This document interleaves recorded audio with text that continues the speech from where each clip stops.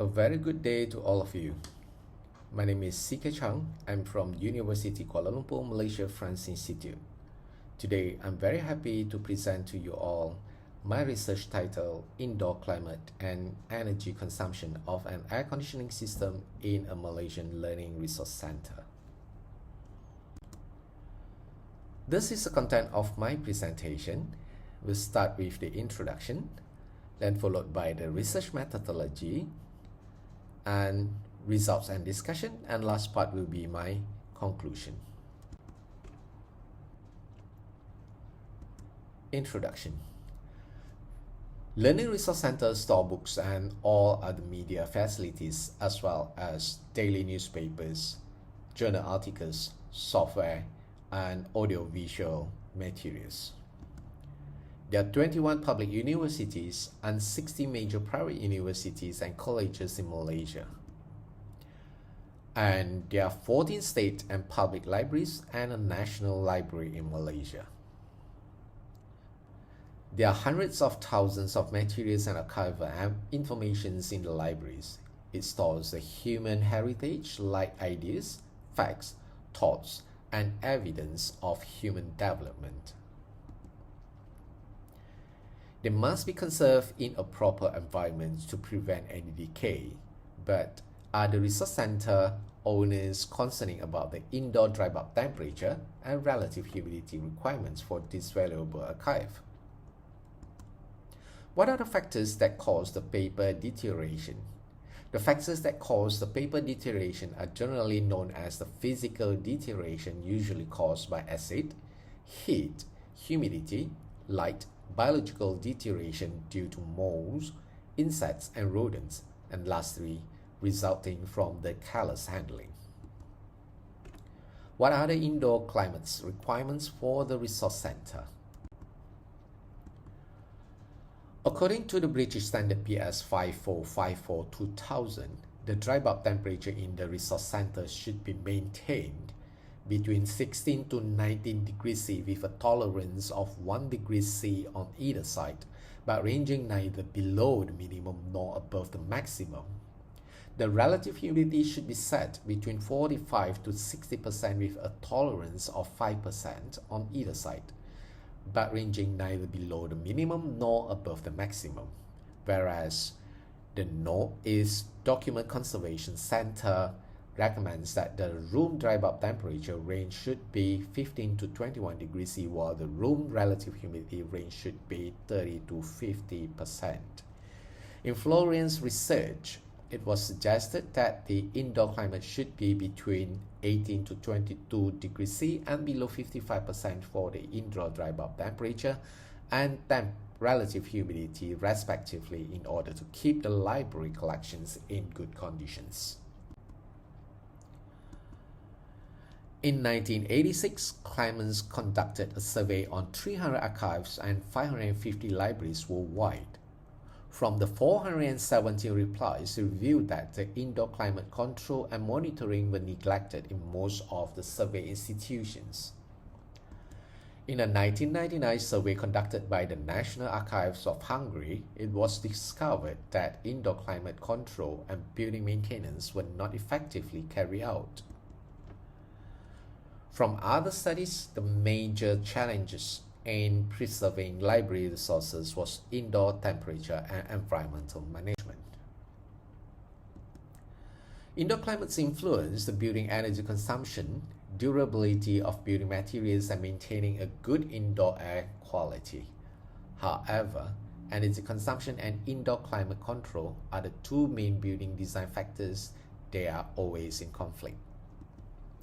In order to maintain the required indoor climate, the precise control and correct operating mode of the HVAC systems play a very important role. Climate change has a very significant impact on the HVAC system performance and consequently will increase the building energy consumption. It is anticipated that the ambient temperature in Malaysia will increase in the future based on the previous year's meteorological data analysis. The increased ambient temperature or warming climate increases the cooling energy demand. Generally, it is expected there will be an increase in the energy consumption yearly in 5 cities in India, and the estimation is ranging from 18% to 89%, 32 to 132%, and 58% to 184% in 2020, 2050, and 2080 respectively, if the operation manner of the air conditioning system is remain unchanged in residential buildings. There's lack of research related to indoor climate control in preserving the library materials and archives in Malaysia, and limited research done on the resource center in terms of the indoor climates and energy consumption, especially in Malaysia.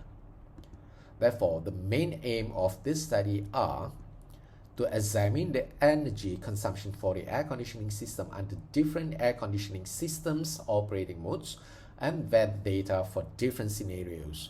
They are the present day weather data 2020s, 2050s, and 2080s. The impact of different operating modes of air conditioning system on the energy consumption without impairing the indoor climate requirement in the resource center. Now let's talk about the research methodology. There are two activities involved in this research. The first activity was the field measurement of the indoor climates in the examined building. And the second activity was the transit simulation on building thermal load and energy consumption. This is the study building layout. And there are 6 chemo data loggers were installed at 6 different zones in the resource center to measure the indoor dry bulb temperature and relative humidity from 25 July 2019 until 19 August 2019. The indoor climate data was recorded hourly.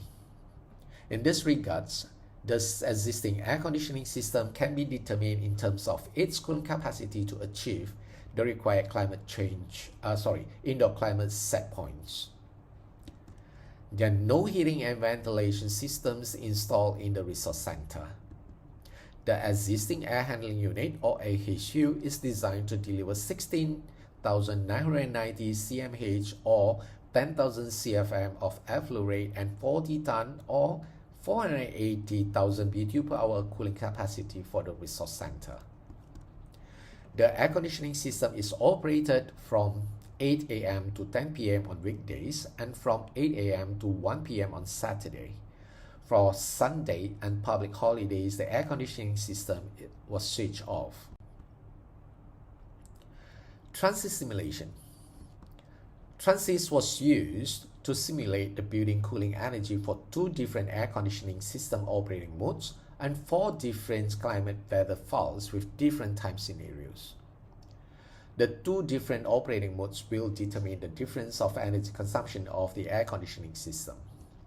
The present and future weather files were generated by the Climate Change World Weather File Generator tool developed by Universiti of Southampton. For each time scenario, the weather file was fed into transits and run for 2 different air conditioning system operating modes. The room dry bulb temperature and relative humidity was set at 25 degrees C and 40% RH respectively for every simulation run. The yearly energy consumption of the air conditioning system were analyzed for the said time scenarios with 2 different operating modes. The simulation results and actual measured readings were compared in order to determine the sustainability of the existing air conditioning system in maintaining the required indoor climate set points.